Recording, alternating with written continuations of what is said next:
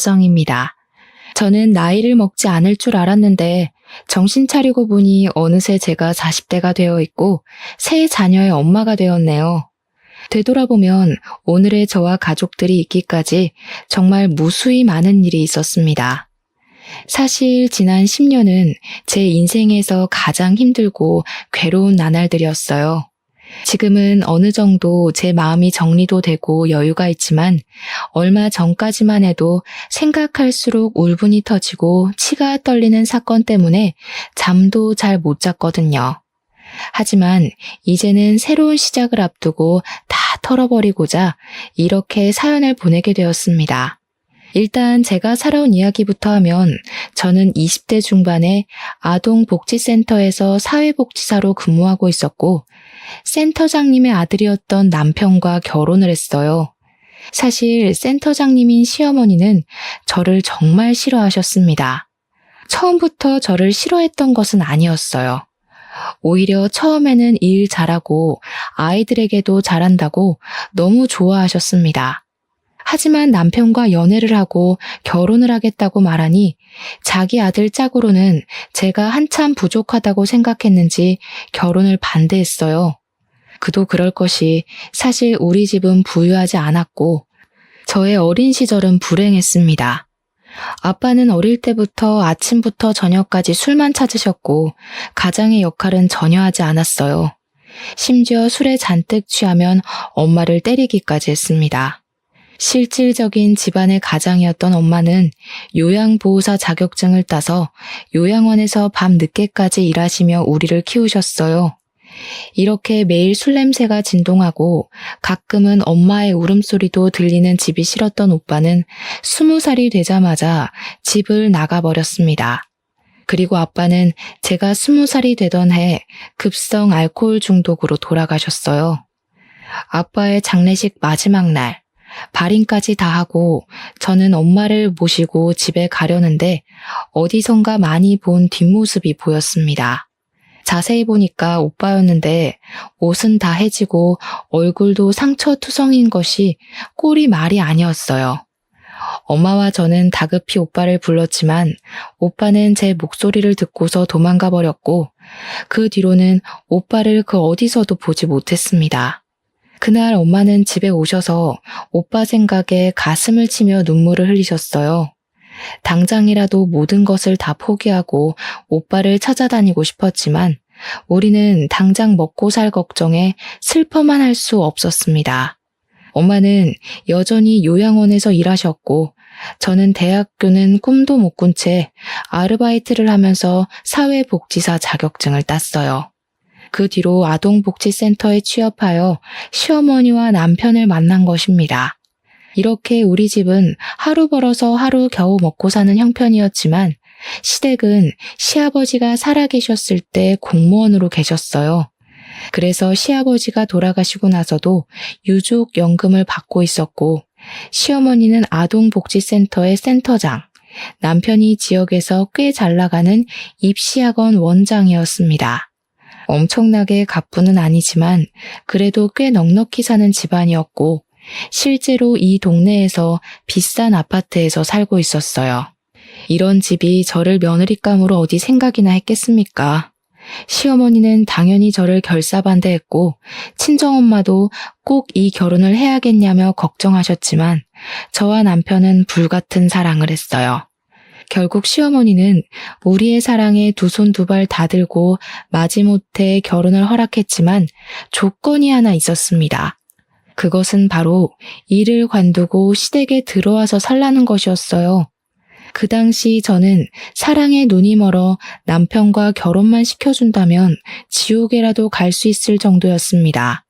그래서 시댁에서 시어머니와 함께 사는 것은 힘든 일이 아니라고 생각했고 같이 살면서 가족의 정을 쌓으며 저의 진면모를 보여주리라고 당찬 다짐까지 했어요. 그렇게 저는 20대라는 어린 나이에 호랑이 같은 시어머니를 모시고 살게 되었는데 사실 그때 기억은 두 번 다시는 떠올리기 싫을 정도로 정말 힘들었습니다. 정말 TV에서 나오는 어지간한 시집살이는 다 겪었던 것 같아요. 아직도 잊히지 않는 것이 시댁에서 처음으로 식사하는 날이었습니다. 나름대로 최선을 다해 음식을 차리고 당연히 같이 먹으려고 식탁에 앉았더니 시어머니가 저를 매섭게 놀아보셨어요. 너 제정신이니? 어디서 지금 며느리가 감히 여기서 같이 밥을 먹으려고 해? 나는 절대 너 같은 며느리와 겸상 안 한다. 너는 우리가 식사 마칠 때까지 옆에 서서 잔심부름이나 해라. 저는 시어머니의 불효령에 자리에서 일어나 옆에 서서 잔심부름을 해야 했습니다.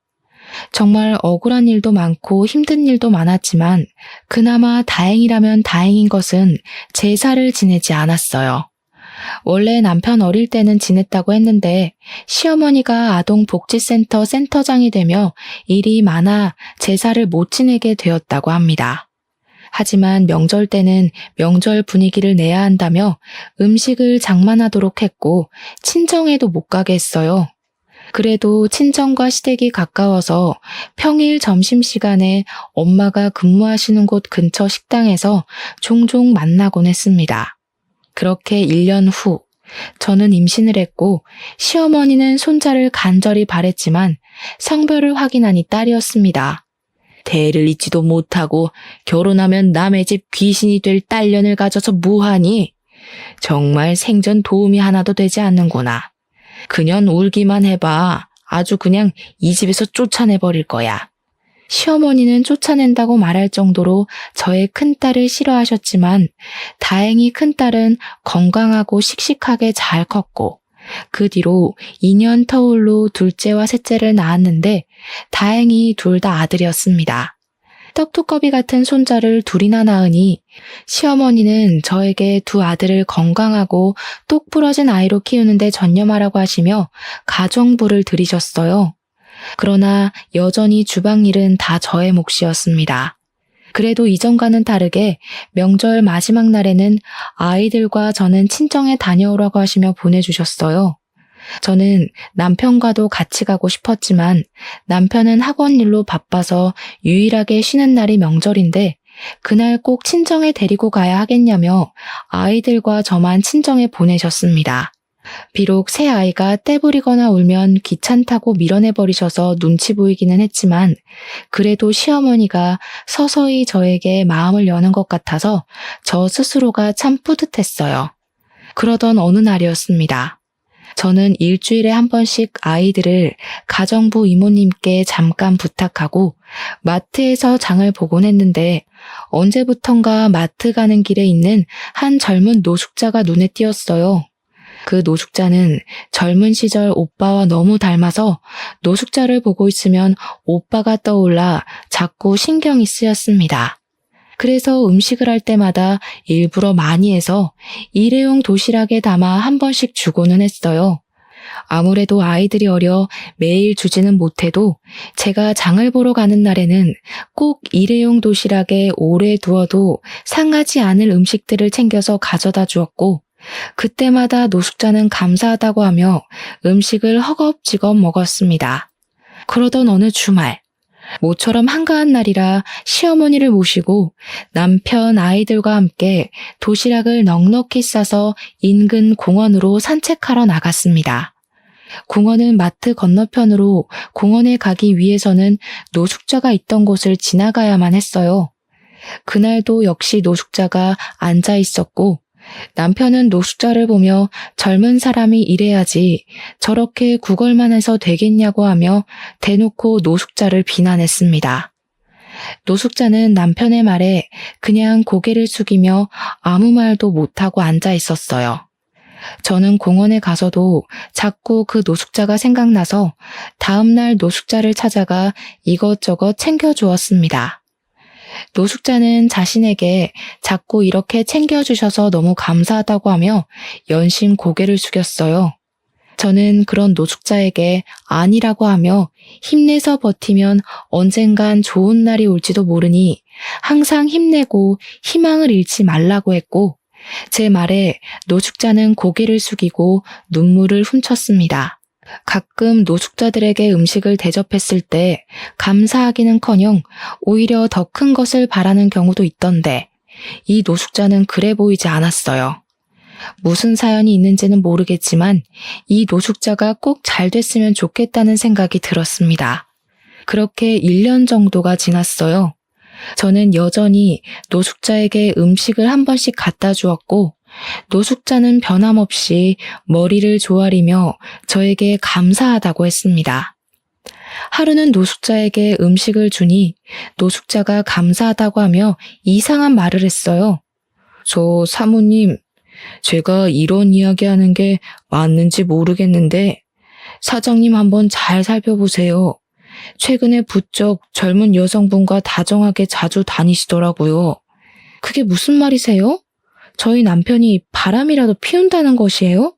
아니면 다행이지만 그래도 혹시 모르니까요. 제가 이래봬도 이 자리에서 1년 정도 있었잖아요. 1년이라는 시간 동안 있으면서 본 게 있어서 그래요. 한번 사장님 잘 살펴보세요. 저는 노숙자의 말을 듣고 처음에는 그냥 잘못 본 거겠거니 하고 말았습니다. 그런데 집에 와서 곰곰이 생각해보니 그간 남편의 행적이 조금 수상하기는 했어요. 최근에 학원 일이 많다며 아침 일찍부터 출근해서 밤늦게 퇴근하기도 하고 주말에도 학원에 종종 갔으며 어떨 때는 학원에서 잔다고 아예 집에 오지도 않았거든요. 저는 노숙자의 말이 거짓이길 바라면서도 한편으로는 진짜인 것 같은 불안감이 들었습니다. 그러다 제 생일이 다가왔어요. 사실 그동안 시댁에서 살며 제 생일은 점차 잊히고 있었습니다. 이번에도 당연히 그럴 거로 생각하고 여느 때와 같이 부부 침실을 정리하는데 침대 밑에 무언가가 있더라고요. 손을 넣어 꺼내보니 웬 고급 목걸이가 있었습니다. 저는 그날이 제 생일 전날이라 당연히 남편이 저를 위해 준비한 것으로 생각해서 다시 침대 밑에 넣어뒀어요. 그리고 내일 남편이 목걸이를 주면 아무것도 몰랐던 것 깜짝 놀라는 연기를 해야겠다고 생각했습니다. 제 생일인 다음 날, 저는 아침에 남편이 생일 축하한다고 하며 목걸이를 건네줄 줄 알았는데 남편은 아무 말이 없었어요. 오히려 학원 일로 바쁘다고 하며 새벽부터 정신없이 나갔고 남편이 출근하고 침대 밑을 보니 어제는 분명히 있던 목걸이가 없었습니다. 저는 남편이 저녁 때 퇴근하며 깜짝 선물로 줄 것으로 기대했으나 그날 저녁 남편은 집에 들어오지 않았어요.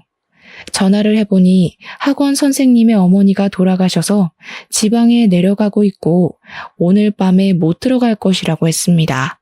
상황은 어쩔 수 없었지만 선물을 받을 것으로 기대해서 그런지 속상했어요. 그래도 남편이 장례식장에 다녀와서 목걸이를 제게 줄 줄 알았는데 끝내 남편은 목걸이를 꺼내지 않았습니다. 이렇게 되자 침대 밑에 있던 목걸이는 과연 누구의 것이었는지가 궁금했어요.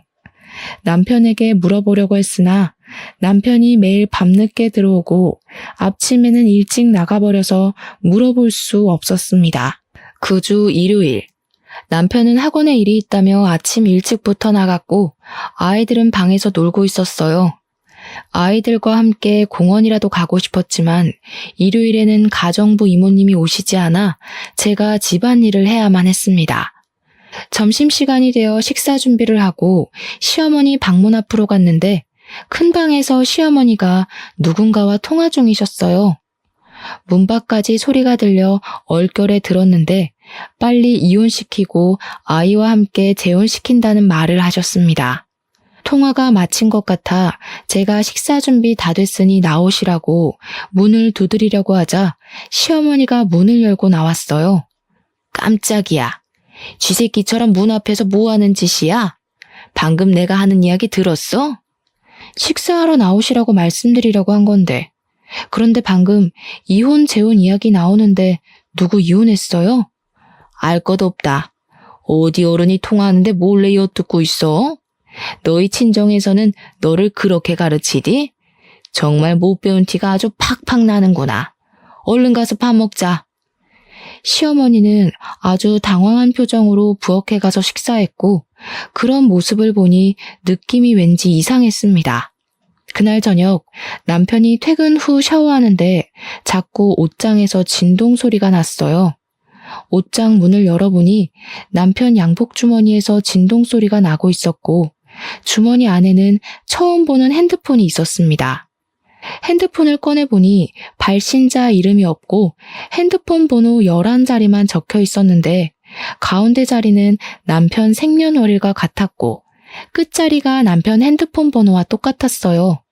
그리고 핸드폰 케이스에는 하트 그림이 그려져 있었습니다. 제가 전화를 받으려던 찰나 남편이 샤워하고 나왔어요. 남편은 제가 전화를 받으려는 모습을 보자 기겁을 하며 후다닥 핸드폰을 빼앗아 갔습니다. 뭐야, 남의 핸드폰을 왜 함부로 네가 받아? 이게 얼마나 중요한 전화인데. 계속 전화가 오길래 근데 이 핸드폰은 무슨 핸드폰이야? 자기 핸드폰 이거 아니잖아. 이거 학원에서 학부모님들, 학원 거래처 사람들과 연락하는 핸드폰이야. 언제 개통한 거야? 그리고 케이스는 그게 뭐야? 자기 원래 이런 케이스 유치하다고 안 좋아하잖아. 그냥 학생들이 선물로 줘서 한 거야. 뭘 그렇게 따져대. 아무튼 나 전화하고 올게. 남편은 핸드폰을 들고 굳이 집 밖에 나가서 전화통화를 했습니다. 아무리 학원 업무용 핸드폰이라지만 이렇게까지 화를 내는 것, 그리고 업무상의 전화를 굳이 밖에까지 나가서 하는 것이 이상했어요. 그리고 제일 이상한 것은 남편의 취향에 전혀 맞지 않은 하트 그림의 핸드폰 케이스였습니다. 원래 남편은 핸드폰 케이스도 항상 투명하거나 무채색만 했지 이런 그림이 그려진 것은 단 한 번도 한 적이 없었어요. 결혼 전 연애할 때 제가 사줘본 적은 있지만 그때도 유치하다고 절대 끼고 다니지 않았습니다. 젊을 때 그랬던 사람이 40대가 돼서 그런 핸드폰 케이스를 자발적으로 낀다는 것은 아무리 생각해도 말이 안 되는 소리였어요. 이상한 생각은 꼬리에 꼬리를 물었고 일단 그 번호 주인을 알아봐야겠다는 생각에 아까 전화 온 핸드폰 번호를 저장했습니다. 한번 보기는 했지만 가운데 자리는 남편의 생일이고 끝자리는 남편의 핸드폰 번호와 같아서 쉽게 기억할 수 있었어요. 핸드폰 번호를 저장하고 나니 카카오톡에 새 친구가 뜨길래 메인 사진을 보니 침대 밑에서 본 그 목걸이 사진이 있었고 그 위에는 남자와 여자가 커플링을 끼고 손잡은 사진이 있었습니다. 그리고 상태 메시지에는 남편의 이니셜 하트 그리고 400일이라는 글씨가 있었어요. 저는 직감적으로 이 남자의 손이 남편의 손이고 이 핸드폰 번호의 주인은 남편과 불륜을 저지르고 있는 여자의 번호라는 것을 알았습니다. 그날 밤 남편은 상간녀와 통화를 하고 서재에서 잠을 잤고 저는 부부 침실에서 혼자 있으며 이 상황을 어찌해야 할지 고민했어요. 밤을 꼴딱 새우고 다음날 아침, 남편은 역시 새벽부터 출근했습니다. 저는 모두 출근한 뒤 방으로 들어가 상간녀의 번호로 전화를 했으나 받지 않길래 제가 남편의 아내인데 한번 만나서 이야기 좀 나눠야겠다고 문자를 보냈어요. 상간녀는 제 문자에 바로 전화를 했고 우리는 그날 오후에 한 카페에서 만났습니다. 은찬이 오빠랑 같이 사는 분이 그쪽이에요? 참 저렴하게도 생기셨네. 뭐 암튼 저 은찬이 오빠랑 결혼할 거고 은찬이 오빠 어머니도 저 알고 계세요. 들어보니까 둘이 이혼시키고 저랑 재혼시킬 생각이신 것 같던데. 아, 물론 아이들과 함께요. 사실은 제가 돈은 많아도 임신은 못하는 처지거든요. 솔직히 앞길이 창창한 은찬이 오빠가 그쪽보다는 건물주 딸인 제가 더 잘 어울리지 않겠어요? 게다가 아이도 아들 둘에 딸 하나 있으면 보기 좋은 오붓한 가정이 되겠네요. 뭐? 지금 유부남이랑 불륜을 저지른 주제에 뭘 잘했다고 이렇게 당당해? 그리고 우리 아이들을 내가 언제 너한테 맡긴대? 허튼 생각을 참 정성껏 한다. 언니가 아무리 그래도 어머니, 은찬이 오빠 모두 말 끝난 상황이에요. 이미 1년 전부터 명절 마지막 날에는 그 집에도 갔는걸요. 그리고 언니가 자던 침대에서 은찬이 오빠랑 잠도 자고요. 이미 어머니는 저를 며느리로 생각하고 있다고요. 그러니까 괜히 난리치지 말고 그냥 조용히 혼자 꺼져주세요. 아시겠어요? 생각해보니 1년 전부터 시어머니가 명절 마지막 날에는 꼭 저와 아이들을 친정에 보내셨습니다. 저는 감사한 마음에 친정에 갔었는데 사실은 남편 상간녀와 함께 시간을 보내려고 했던 것이라는 생각을 하니 남편과 시어머니에 대한 배신감과 분노에 눈이 뒤집히고 온몸이 부르르 떨리더라고요. 저는 끝까지 뻔뻔한 상간녀에게 너무 화가 나서 앞뒤 생각할 겨를도 없이 상간녀의 면상에 물을 뿌렸습니다. 상간녀가 당황해하며 저에게 정신 나갔냐고 하며 소리를 지르길래 뺨도 때렸어요. 정신 나간 건 너지. 어디서 애까지 있는 남의 나자 뺏어놓고 큰 소리야. 나도 불륜까지 저지른 남편과 같이 살 마음은 죽어도 없지만 곱게 끝내진 않을 거야. 너한테도 상간녀 소송 걸 테니까 준비 단단히 하고 있어. 내가 너랑 남편이라는 작자, 그리고 너를 가족으로 받아들인다던 시어머니까지 모조리 다 박살낼 거야. 박살낼 수 있으면 박살 내봐. 우리 오빠 이 지역에서 엄청 유명한 학원 원장인데 무슨 수로 아무것도 없는 네가 박살낼 건데? 들어보니 돈도 없고 백도 없고 아무것도 없던데. 참나. 그리고 솔직히 요새 불륜 안 저지르는 남자가 얼마나 된다고 그깟 불륜 한 번 저질렀다고 이 난리야? 상간녀가 카페에서 고래고래 소리를 지르는 바람에 사람들은 상간녀의 실체를 알게 되었고 카페의 사람들은 손가락질하며 옹성거리기 시작했습니다. 사람들의 눈초리에 상간녀는 오히려 더 적반하장으로 소리를 지르며 사랑하는데 어쩌라는 식으로 말했고 그 모습을 사람들이 동영상으로 찍어댔어요. 저는 혼자 화가 나서 쇼를 벌이는 상간녀를 카페에 두고 남편의 학원으로 찾아갔습니다. 남편은 저에게 무슨 일이냐고 했고 저는 남편을 보자마자 뺨을 갈겼어요. 왜 때려? 갑자기 무슨 짓이야? 정신 나갔어? 제정신이야? 그래, 나 정신 나갔다. 지금 눈 돌아가서 아무것도 눈에 보이지 않아. 나 그동안 너 하나만 바라보고 모진 시집살이 다 견뎌왔는데 어떻게 네가 다른 여자랑 바람이 날 수가 있어? 지금 이런 상황에서 내가 안 미치는 게 이상한 거지. 지금 사람들이랑 학생들 앞에서 무슨 소리를 하는 거야? 헛소리 그만해, 쪽팔리게. 바람 피우고 불륜 저질러서 쪽팔린 건 아나 보지? 지금 네 상간녀 보고 다 확인하고 오는 길이야, 이 새끼야. 더는 너랑 못 살아. 너네 집 망가뜨리고 이혼할 거야, 그렇게 알아. 남편은 나에게 쪽팔리니 빨리 나가라고 했고 학원에 있던 중고등학생들이 나와 남편의 싸움을 영상으로 다 찍었습니다. 그때가 겨울방학 기간이라 중고등학생들이 꽤 있었거든요. 남편은 학생들에게 당장 영상을 지우라고 난리를 쳤고 저는 학원에서 빠져나와 바로 시댁으로 향했습니다. 시댁에는 첫째, 둘째 아이는 어린이집에 갔고 셋째 아이와 가정부 이모님만 있었어요. 저는 바로 방으로 들어가 아이들 짐과 제 짐을 챙기고 퀵서비스를 불러 모든 짐을 보내버렸습니다. 밖에서 씩씩거리면서 와서 짐을 챙기는 저를 본 가정부 이모님은 이게 다 무슨 일이냐고 했어요. 저는 가정부 이모님한테 오늘 카페에서 알게 된 모든 사실을 다 말한 뒤 이 집 박살낼 테니 가정부 이모님도 얼른 나가시라고 했습니다.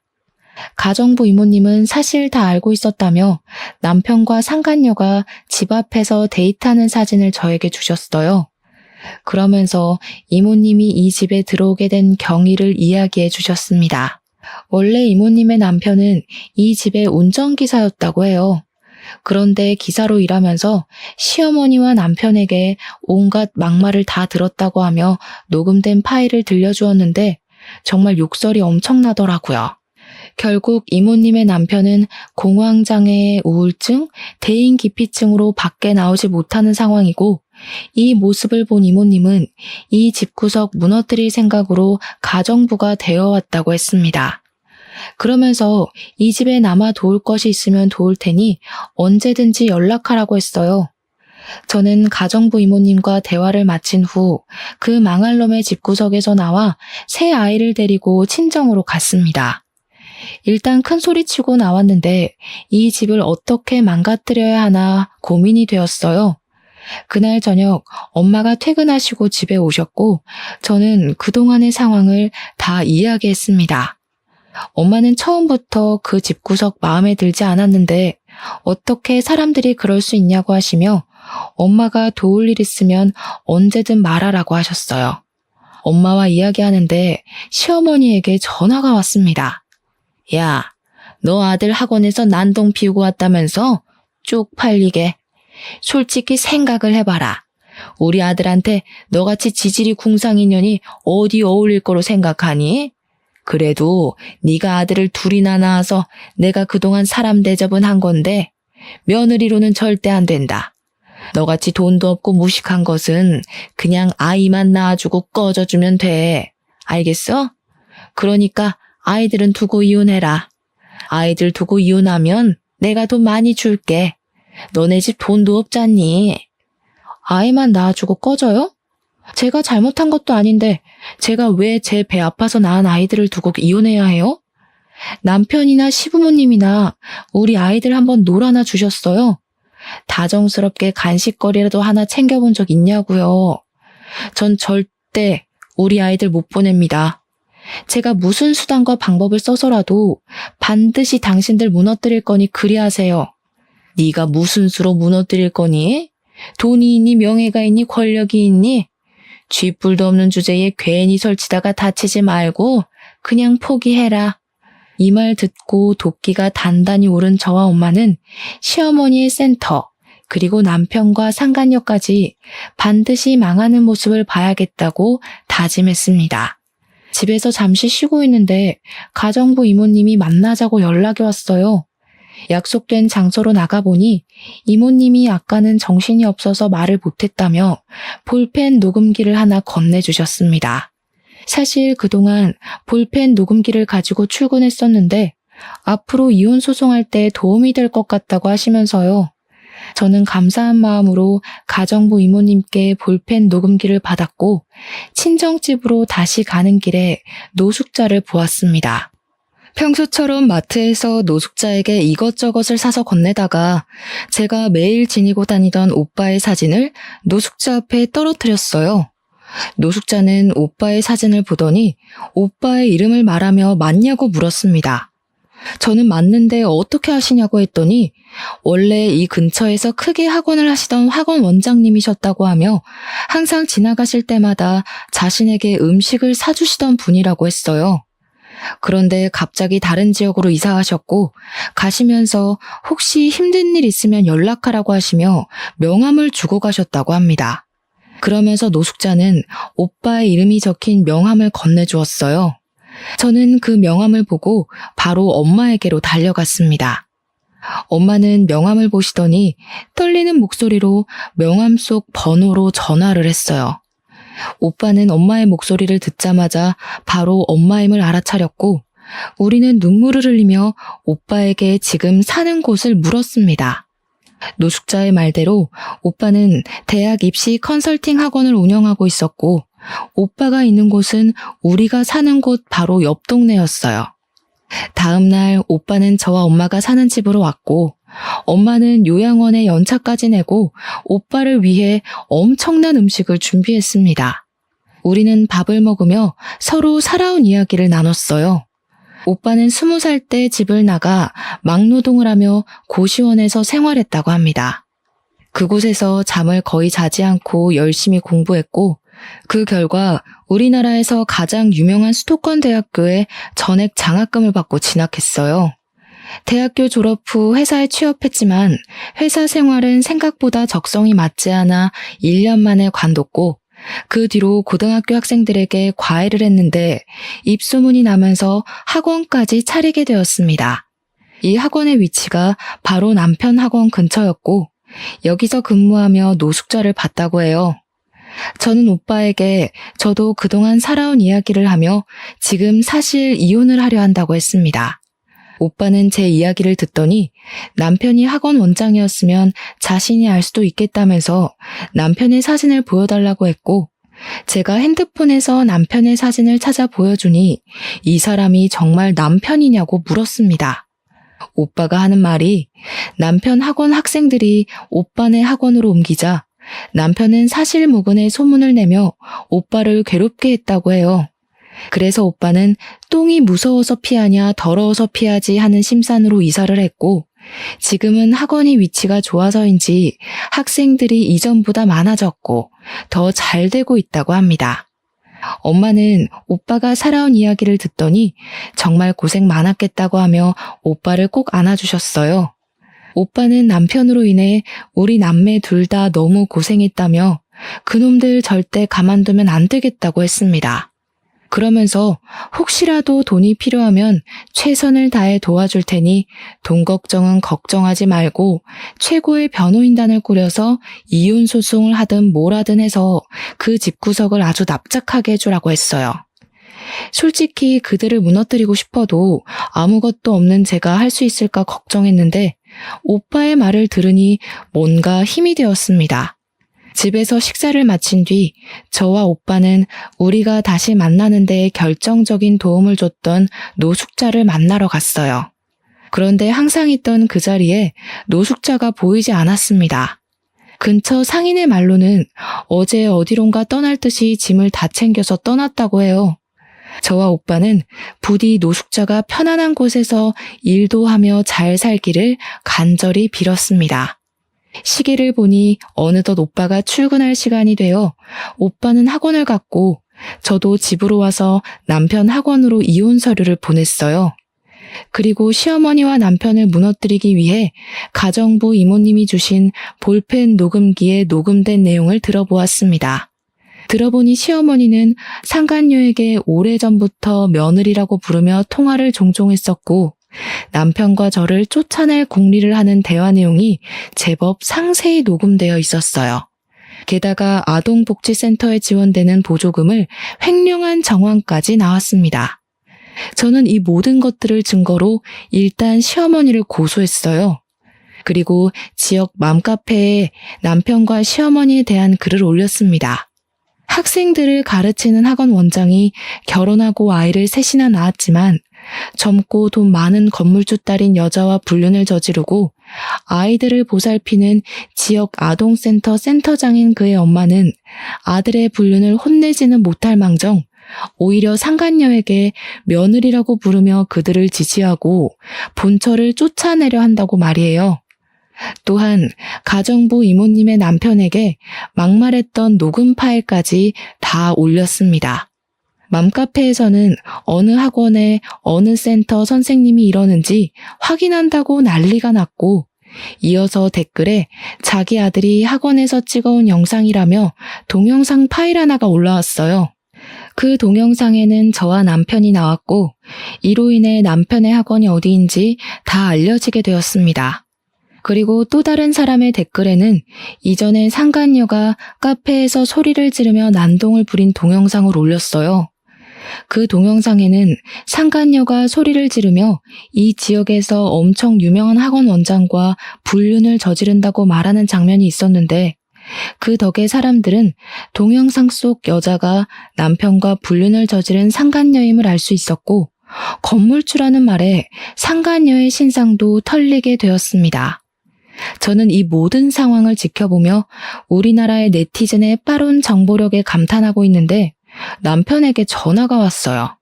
너 학원에 이혼 서류 보냈더라? 나도 너랑 이혼할 참이었는데 잘 됐네. 근데 말이지, 아이들은 내가 데리고 와야겠어. 사실 너희 집보다 우리 집이 잘 살기도 하고 우리 집이 교육 쪽에 종사하고 있으니까 내가 아이들을 보는 게 더 낫지 않겠어? 과연 그럴까? 지금은 너네 집이 우리 집보다 더 잘 살지 몰라도 내가 보기엔 조만간에 너네 집 망할 것 같은데? 그게 무슨 소리야? 이혼 앞두니까 불안하고 초조해서 헛소리하니? 아무튼 우린 네 뜻대로 이혼하고 양육권은 내가 가질 거야. 그렇게 알고 있어. 넌 양육권 못 가질 거야. 아빠라는 작자가 아이들이랑 언제 한번 다정하게 놀아주기나 했니? 난 양육권 절대 못 넘기니 이혼 소송하자. 네가 이혼 소송할 수 있을 것 같아? 생각보다 이혼 소송할 때 돈 꽤 많이 들어. 너 그만한 돈 없잖아. 괜히 무리하지 말고 그냥 좋게 말할 때 내 말대로 해. 그게 너도 좋을걸? 고양이 쥐 생각해주는 거니? 너 걱정은 눈물 나게 고맙지만 내가 설마 이혼 소송할 돈도 없을까봐? 걱정하지 마. 최고의 변호인단 꾸려서 너 아주 철저히 밟아줄 테니까. 남편은 끝까지 자신의 잘못은 뉘우치지 않은 채 저를 비꼬았습니다. 남편과 통화를 해보니 절대 저에게 쉽게 양육권을 넘기지 않을 것 같아 변호사를 만나러 갔어요. 변호사는 제가 준비한 모든 자료를 듣더니 충분히 이혼 소송에서 승소할 수 있고 상간녀 소송에 양육권 소송까지 가능하겠다고 했습니다. 저는 변호사의 말에 바로 이혼 소송과 양육권 소송을 진행했고 상간녀에게는 상간녀 소송을 진행했어요. 소송에 들어가는 비용은 고맙게도 오빠가 다 지원해 주었습니다. 그렇게 한 일주일 정도가 지난 주말이었어요. 친정집에 엄마와 같이 있는데 누군가가 집 대문을 부서져라 두드리더라고요. 시끄러운 소리에 대문을 열어보니 시어머니와 남편이 나란히 집 앞에 있었습니다. 집 안에는 아이들이 있었고 이들이 아이들을 데리러 왔다는 생각이 들어 일부러 제가 대문 밖으로 나갔어요. 보조금 횡령 사실 밝힌 거 니년이지? 부족한 년 걷어서 가족이라고 받아줬더니 이렇게 뒤통수를 때려? 이래서 검은 머리 짐승은 거두는 게 아니었는데. 가족이요? 언제 저를 가족이라고 생각이나 하셨나요? 아들 낳았더니 버릴 생각부터 하셨으면서. 너 우리 학원 비방하는 글도 올렸더라? 내가 너 명예훼손죄로 고소할 거야, 알겠어? 고소해봐 어디. 내가 무슨 허위사실을 올린 것도 아니고 증거가 명명백백한 사실을 올렸는데 그게 뭐? 사람들도 알 권리가 있다고. 그리고 명예훼손짓 해봤자 벌금 조금 내면 그만이야. 어디 한번 해봐. 그럼 나는 전국 곳곳에 네 얼굴 신상까지 다 뿌려버릴 건데 네가 더 타격이 클까 아니면 내가 더 타격이 클까? 아우 그냥 이걸 확 때려버릴까? 때려봐. 네가 나 때리는 순간 나 너 접근 금지 신청할 거야. 지금 우리 집 대문 위에 CCTV 있는 거 보이지? 남편은 정말 나를 때릴 듯한 포즈를 취했고 저는 순간 당황했지만 일부러 더 큰 소리를 내며 하나도 무섭지 않은 척을 했습니다. 이렇게 저와 시어머니, 남편이 한창 말싸움을 벌이는데 엄마가 굵은 소금을 큰 대야에 잔뜩 가져오셨어요. 그러더니 엄마는 그 소금을 시어머니와 남편에게 뿌렸습니다. 너는 왜 이딴 사람 같지도 않은 것들이랑 말을 섞니? 그냥 악기야 물러거라 하고 소금이나 뿌리면 그만이지. 야, 너 뭐 하는 거야? 싸구려 집에서 사니까 하는 행동도 이딴 싸구려지. 뭐? 싸구려? 그래, 나 싸구려다.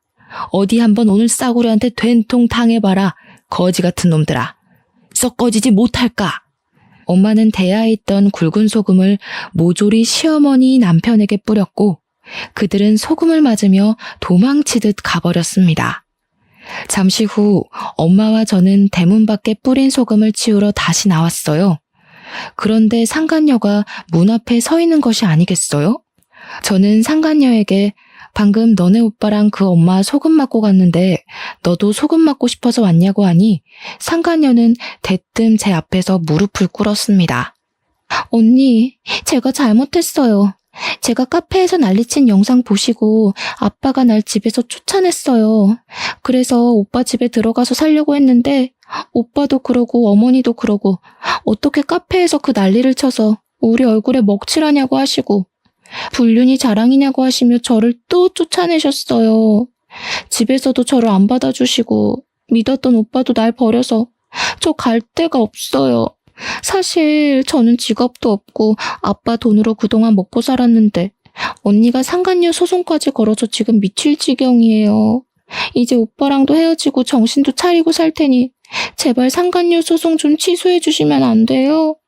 카페에서 그 당당하던 모습은 어디 가고 이렇게 불쌍하실까? 그러게, 누가 그렇게 행동하랬니? 그리고 이렇게 일을 만든 사람은 바로 너야. 난 그래도 내 남편이 젊은 년이랑 바람난 게 쪽팔려서 조용히 말했는데 네가 그 카페에서 혼자 흥분하는 바람에 일이 이 모양까지 꼬였잖아. 아니야? 네가 일을 이따위로 만들어 놓고 인제 와서 무릎 꿇고 생난리야. 그리고 나는 상간녀 소송 취하해줄 생각 눈꼽만큼도 없으니까 자랑스러운 건물주이신 네 아빠한테 빌든 네 오빠라는 작자한테 가든 아니면 길에서 구걸이라도 해서 반드시 그 돈 마련해. 젊은 애가 사지육신 멀쩡한데 못할 건 또 뭐야? 상간녀는 당당하고 뻔뻔한 모습은 온데간데 없고 제 앞에서 무릎을 꿇고 사정을 봐달라고 빌었습니다.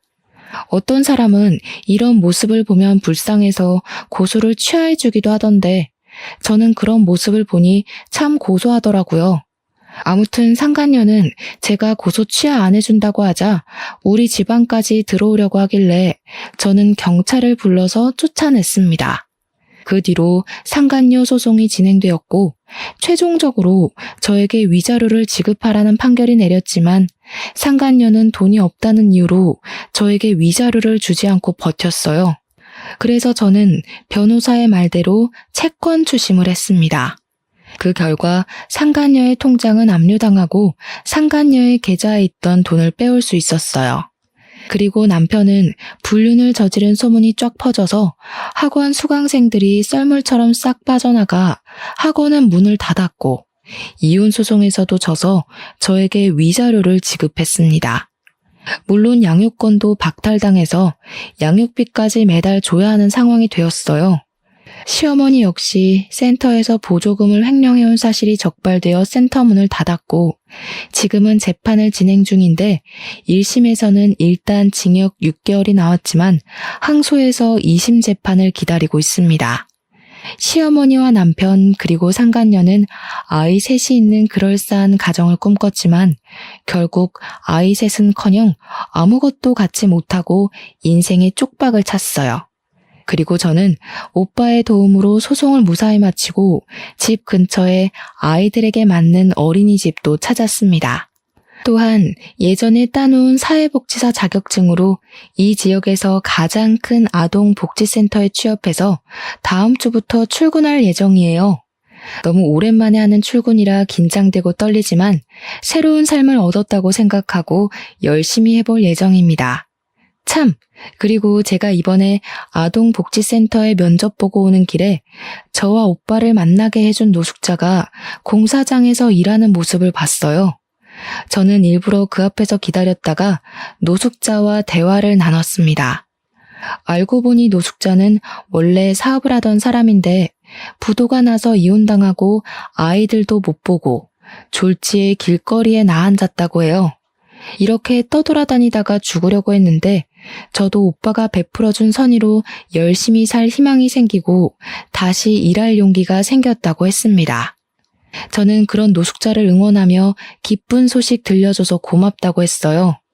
그리고 집에 와서 오빠와 엄마에게 노숙자에 관한 이야기를 했더니 오빠가 이런 사람은 우리가 도와줘야 한다며 노숙자에게 일자리를 소개해줬는데 바로 학원 건물관리인입니다. 노숙자는 열심히 해보겠다며 어제부터 출근했다고 하던데 정말 쉬지도 않고 열심히 했다고 해요. 노숙자분도 우리와 함께 새로운 곳에서 잘 적응하며 어느 정도 자리도 잡고 아이들도 꼭 보았으면 좋겠네요. 저의 이야기는 여기까지입니다. 사실 이 일을 겪으면서 정말 많이 힘들었지만 그래도 나만을 사랑하는 엄마와 새 아이 그리고 오빠가 있었기에 무사히 잘 견뎠던 것 같아요. 제가 가족이란 든든한 울타리가 있기에 넘어져도 다시 일어나 앞으로 나아갈 수 있던 것처럼 저 역시 우리 가족에게 힘이 되기 위해 최선을 다해야겠다는 생각이 듭니다. 어찌 보면 지루할 수도 있는 저의 이야기 끝까지 들어주셔서 감사해요. 저의 이야기를 들어주신 모든 청취자분은 행복한 일만 가득한 봄날 되시길 진심으로 기원합니다.